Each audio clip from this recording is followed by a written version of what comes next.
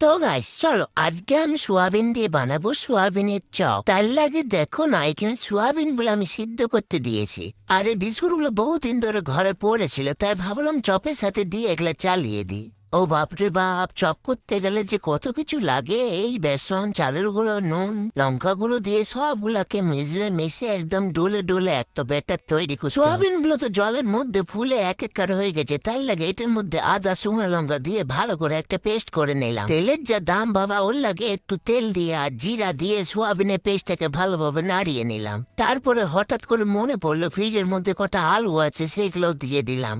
আলুগুলা থেকে একটু গন্ধ ছাড়ছিল, তো কি হয়েছে, চপে যত পচা গন্ধ ছাড়বে ততই তো টেস্ট হবে। বাদামটা কেন বাদ যায়, তার লাগে বাদামও দুটা ভেজে দিলাম। আর আমার তো এখানে সোয়াবিনের পুর রেডি হয়ে গেছে, হাত দিয়ে ডলে ডলে ভালোভাবে একটা শেপে করে নিলাম। তো তোমরা কিন্তু কাউকে বলো না যে আমার আলুটা একটু গন্ধ করছিল। সে যাই হোক, চলো এবার সোয়াবিনের পুরটাকে ভালোভাবে বেসনে চান করিয়ে টোস্টেড পাউডারে ডুবিয়ে তেলে গরম গরম ছেড়ে দিই। সবাই সোয়াবিনের চপ খেয়ে ও বললো সেই স্বাদ। তো চলো গাছ টাটা, আমি চপগুলো খেয়ে আসি, নাহলে আমার ভাগ্যে কিন্তু একটাও থাকবে না।